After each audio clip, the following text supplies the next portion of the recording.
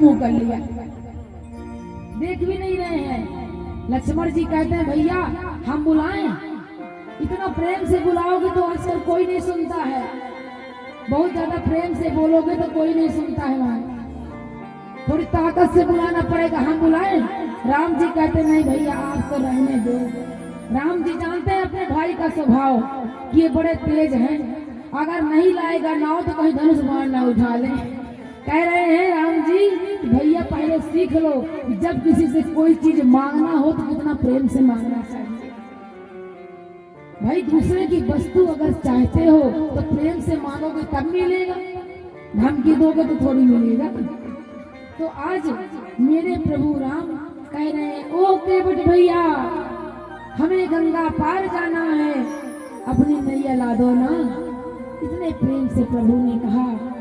केवट सुन करके अति प्रसन्न हुआ और कहते कौन हो महाराज, कौन हो, कहां से आए हो? हम नौका नहीं लाएंगे अपनी। क्यों नहीं लाओगे? कहने लगा केवट कि कहा ही तुम्हारे मरम मैं जाना। महाराज हम आपका सब मरम जानते हैं। कौन सा मरम जानते हो भैया? लक्ष्मण जी कहने लगे आते हैं बताते हैं। अब केवट थोड़ी से पास में आए, पर गंगा की पूरे इस बार नहीं आए, कहीं राम जी आके नाव में चढ़ ना जाए, तो थोड़ी दूर में ही है और वहीं से बात केवट कर रहे हैं। क्या कह रहे हैं केवट? कहते हैं महाराज हम नाव में आपको नहीं बैठाएंगे। क्यों नहीं बैठाओगे? क्योंकि सारा मर्म हमको पता है। लक्ष्मण जी कहते हैं अच्छा हम जन्म से लेकर गुरुकुल से लेकर विवाह से लेकर वनवास तक इनके पीछे पीछे हैं और आज तक इनका मर्म नहीं जान पाए, और तुम अभी अभी मिले हो इनका मर्म जान गए। मर्म का तात्पर्य भेद से है, किसी को का भेद जान लेना मर्म जानना कहलाता है। तो कैसे जान गए तुम इनका मर्म? हम नहीं जान पाए, बताओ कौन सा मर्म जानते हो? लक्ष्मण जी कहने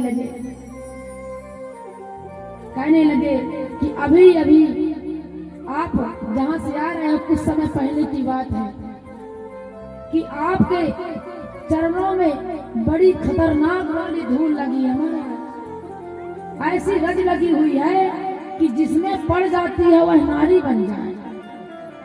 तो हम अपनी नाव में नहीं बैठाएंगे, कहीं हमारी नाव नारी बन गई तो कहाँ जाएंगे? लक्ष्मण जी कहते हैं तो बढ़िया है, विवाह कर लेना। अगर नाव तुम्हारी नारी बन जाएगी तो शादी कर लेना। वैसे भी लड़की ढूंढ नहीं मिलती है आजकल, बढ़िया लड़की मिल जाएगी। आपको क्या लगता है महाराज कि अपने राम कुमारे हैं? 10-10 लड़कन का बाप हो महाराज, घर में नारी है। अगर आप इसमें चरण रखोगे मेरी नौका नारी बन जाएगी तो जो घर में बैठी है वो कहाँ जाएगी? अपने घर वाली को जाके समझा देना। कहने लगा केवट की महाराज दुनिया को समझाया जा सकता है पर घर की नारी को समझाना बड़ा मुश्किल है, वो नहीं समझेगी। लक्ष्मण जी कहते हैं भगवान को समझा सकते हो और पत्नी को नहीं समझा सकते हो। क्या करें महाराज, विडंबना ही ऐसी है। भगवान को भी समझाया जा सकता है पर देवी जी आसानी से बात नहीं मानती हैं। अगर उनको मैं जाके बताऊंगा कि राम जी आए थे, उनके चरण के छूने से मेरी नौका नारी बन गई, तो वो बात नहीं मानेगी। वो तो यही समझेगी कि नाव को बेच करके दूसरा विवाह करके ले आया। हम नहीं चढ़ाएंगे महाराज अपने नाव में। कहने लगे आज्ञा पाई निषाद ने केवट लिए बुलाए, पर केवट ने राम को दी यह मांग सुनाए। लक्ष्मण जी कहते हैं कि भैया इससे पूछो ना कि इसको क्या चाहिए, कैसे बैठाएगा नाव में? राम जी ने कहा केवट कोई तो तरीका होगा कि हम खड़े रह जाएं, हमको पार जाना है, कुछ हमको उपाय बताओ कैसे पार जाए। कहने लगे महाराज एक उपाय है, ध्यान से सुनना, उसके बाद में चढ़ाऊंगा नाव में। पहले चरण पखारूंगा, उनकी रज को झाड़ूंगा, पान करूंगा चरणामृत को, नाव पे तब बैठा रहूंगा।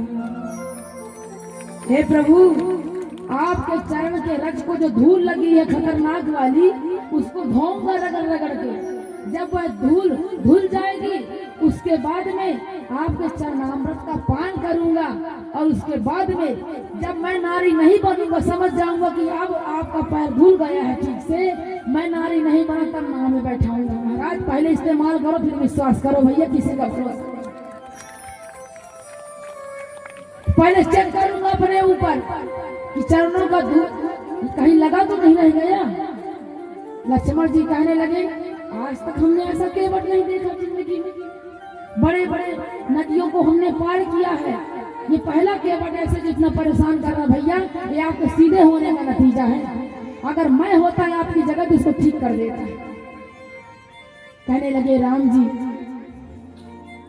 कि भक्त है, भक्त है, और हमारी तो बोहनी शुरू से ही बिगड़ गई है लक्ष्मण।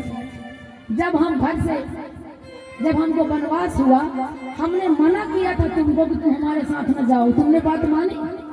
नहीं मानी। हमने जानकी को मना किया, जानकी ने भी हमारी बात नहीं मानी। हमने सुमंत जी को मना किया, उन्होंने भी हमारी बात नहीं मानी। हमने निखाद राजगुरु को मना किया, उन्होंने भी हमारी बात नहीं मानी। अब केवट भी हमारी बात नहीं माना, मैं तो बोहनी ही बिगड़ गई थी बात ना मानने की। शुरुआत ही हुआ कि हमारी बात आज कोई नहीं मानेगा, इसकी गलती नहीं है।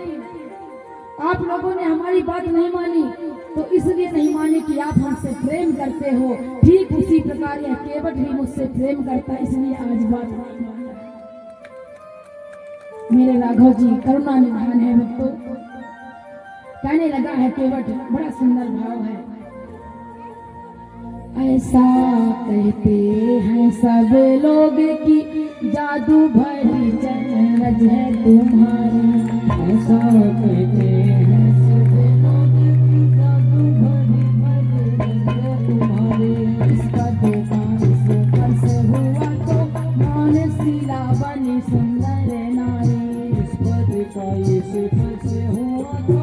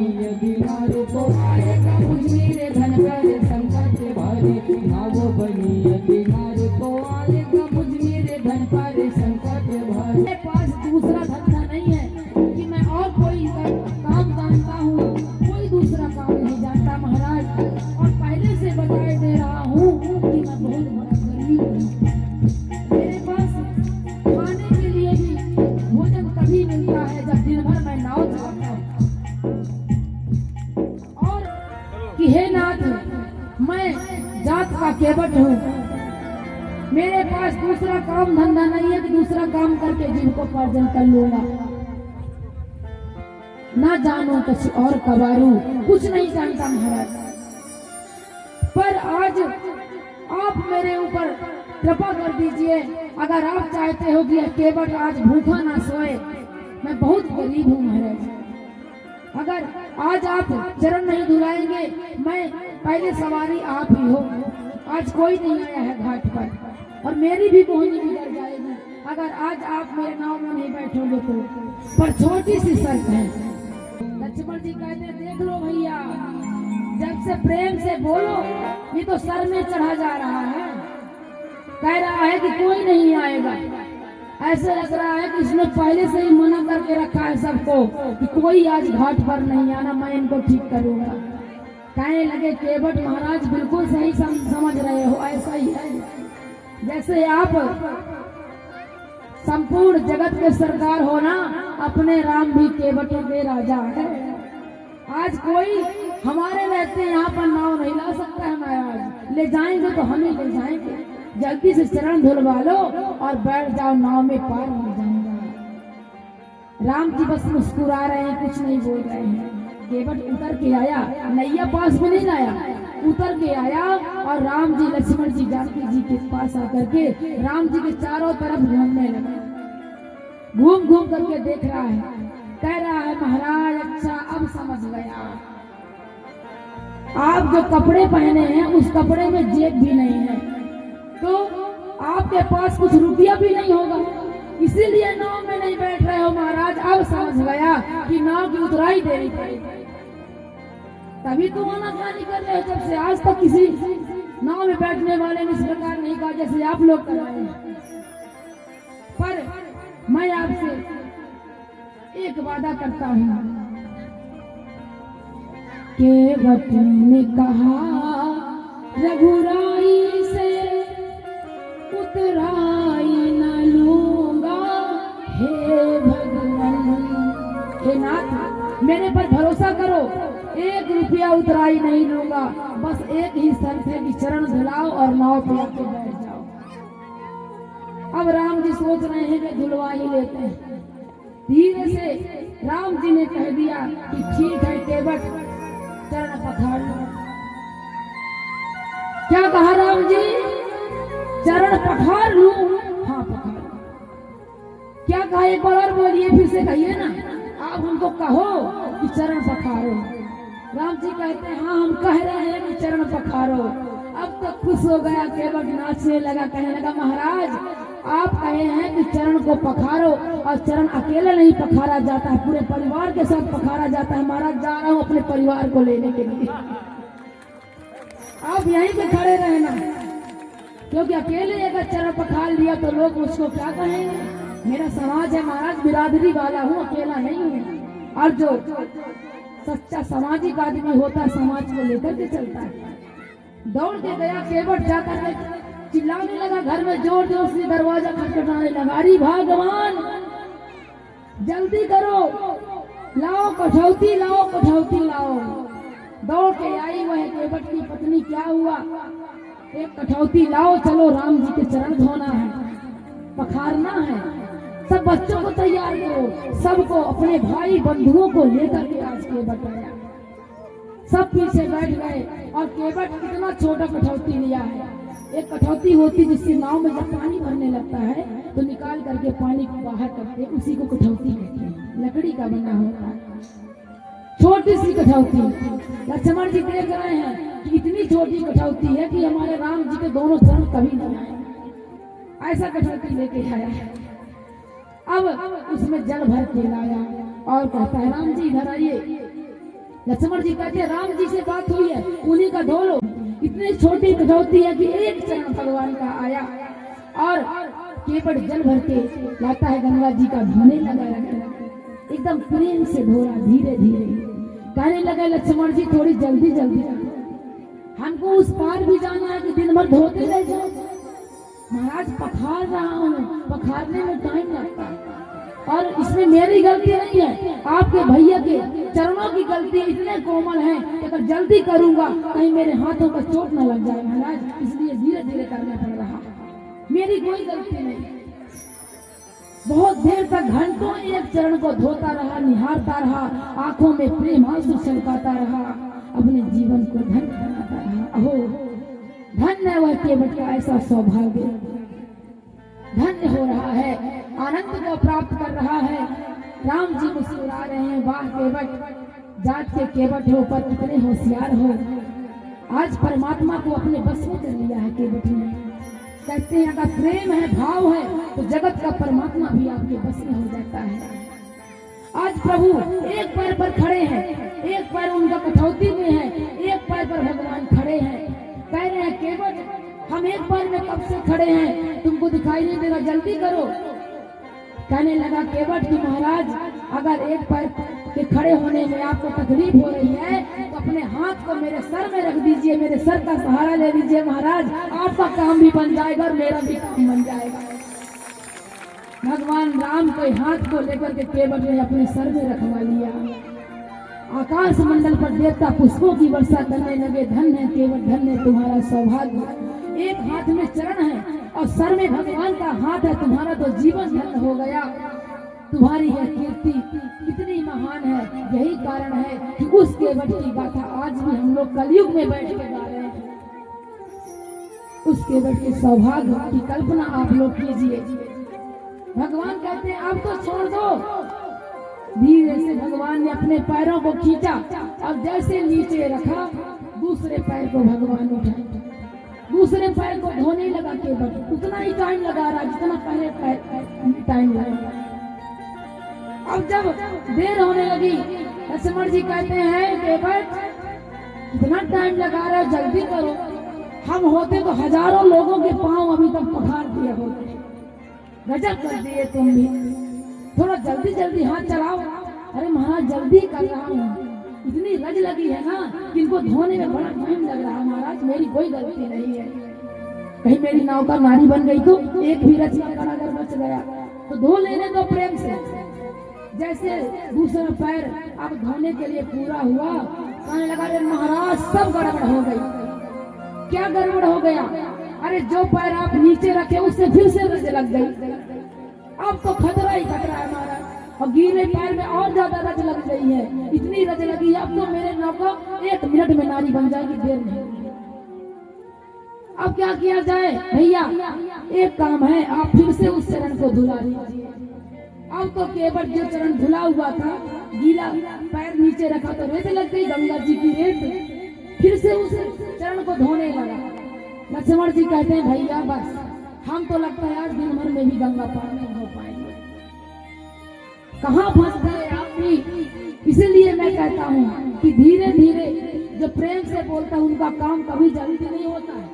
थोड़ी पावर बन के रहना चाहिए, बना करके रहना चाहिए भैया। लक्ष्मण जी का क्रोध बढ़ रहा है, कहने लगे महाराज एक उपाय है, आप मैं अंगौछा बिछाई देता हूँ। अब जो चरण धोऊंगा आप मेरे अंगौछे में रख दीजिए, तो आपके चरण में रेत नहीं लगेगी, धूल नहीं लगेगी। भगवान एक पैर धुला के अंगौछे पर खड़े हैं और दूसरा पैर केवट धोया। धो करके जितना भी चरणामृत था पूरा गटागट पी गया। अब पी गया, कह रहा महाराज बहुत गड़बड़ हो गई। क्या गड़बड़ हो गई? अब महाराज देखिए ना, मेरा पूरा समाज बैठा है। मेरा जो छोटका बबुआ है, जब मैं चरणामृत पी रहा था तो वो ऐसे मुंह फाड़ रहा था, बेचारा बच्चा है। महाराज एक बार और धुला लो महाराज, मेरा परिवार भी थोड़ा थोड़ा चरणामृत पाले, नहीं मुझे क्या कहेंगे लोग। ये अपने साथ लाया और अपना पूरा चरणामृत पी गए, हमको एक बूंद नहीं दिया। एक बार और धुला लो प्रभु, बस एक बार। राम जी बेचारे बड़े सहज हैं हमारे, कहते हैं ठीक है कि फंस तो गए नहीं चक्कर में तुम्हारे। फिर से धोने लगा है केवट, उतना ही टाइम लगा रहा है, आराम से धो रहा है। चरण धोया और सबको चरणामृत बांटने लगा। और थोड़ी सी चरणामृत जो बचा, जैसे पीने का हुआ, लक्ष्मण जी कहते हैं अरे रुक जाओ रुक जाओ, क्या बात है महाराज, सोच लो अच्छे से, कोई बचा तो नहीं है? फिर से वही नौटंकी शुरू कर दो। नहीं महाराज कोई नहीं, और पी गया जो बचा था चरणामृत पी गया। जैसे पिया कहता महाराज फिर गड़बड़ हो गई। एक बार और, बस एक बार महाराज, अब नहीं कहूंगा, कान पकड़ रहा हूँ, अब नहीं कहूंगा, बस एक बार। अब कौन बचा? कहने लगे लक्ष्मण जी लाओ मेरा धनुष बाण। लक्ष्मण जी अपना धनुष बाण निकाल लिए। केवट आज तुम्हारी मृत्यु मेरे हाथ में होगी, बहुत हो चुका है नौटंकी, अब तो मैं भैया की भी बात नहीं मानने वाला हूँ। अब मैं मार दूंगा बाण और तुम मर जाओगे और हम चले जाएंगे तुम्हारी नौका में बैठ गए। कहने लगा क्रोध में आ गए लक्ष्मण जी। केवट कहने लगा क्या बोले महाराज, बाण मारोगे? खड़ा हो गया, कठौती को छोड़ के खड़ा हो गया। मारो बाण, चलो बिल्कुल बाण मारो महाराज, मेरे को बिल्कुल टेंशन नहीं है। लक्ष्मण जी कहने लगे हमारे बाणों से डर नहीं लगता? लक्ष्मण के बाण है, एक बाण में काम खत्म हो जाएगा, दोबारा जीवन नहीं मिलेगा। कहने लगा महाराज बिल्कुल मार दो, मुझे बिल्कुल टेंशन नहीं है। क्यों टेंशन नहीं है तो बता दो, क्यों डर नहीं लगता? बिल्कुल डर नहीं लगता है। क्यों? क्योंकि जब दुनिया के लोग मरते हैं तो मरते समय गंगा की एक बूंद उनके मुख में पड़ जाए, ऐसा सौभाग्य सही होता है। पर मुझे देखिए मेरा सौभाग्य कि मैं कहाँ पे हूँ, आज गंगा मैया के तट में हूँ। जब आप मुझको बाण मारोगे तो सीधा छलांग मन लगा के कूद जाऊंगा गंगा में, और जब तक जान रहेगी जी भर के गंगा जल पीता रहूंगा महाराज, और खूब गंगा जल का पान करूंगा। मारो बाण। और दूसरा भी फायदा है महाराज। अब कौन सा फायदा हो गया बाण मारने में कि आज मैं खड़ा हूँ गंगा के तट पर, और मुझको मार कौन रहा है? राम जी के भाई के द्वारा मैं मार रहा हूँ। अगर कल को पुलिस आएगी और यहाँ पे जब बयान पूछा जाएगा कि कौन से अपराध में बाण मारा गया, तो सारा दोष आपके भाई को लगने वाला है, बाण मारा है। तो मैं नहीं फंसूंगा महाराज, मैं तो मर जाऊंगा। फंसेंगे आपके भैया, मेरा कोई कुछ नहीं बिगड़ेगा, मारो मारो। लक्ष्मण जी कहते हैं गजब कर दिया ये केवट, कितना होशियार है। और महाराज एक और फायदा है कि जब मैं मारा जाऊंगा तो परम धाम को जाऊंगा, जिस धाम को पाने के लिए सभी देवी देवता भी ललायित रहते हैं। आपके हाथ से मरूंगा तो मेरा उद्धार हो जाएगा महाराज, मेरा तो फायदा ही फायदा, बिल्कुल मार दो। और भगवान के चरणामृत को पी के मरूंगा, मेरे जैसे सौभाग्य। राम जी रोक लिए, लक्ष्मण बाण रखो, नहीं मारना है, भक्त है। देखिए बड़ा सुंदर भाव है, जो राम जी के शरण में आ जाता है उसका तो जीवन धन्य हो जाता है। पहले भाग्य जाग जाए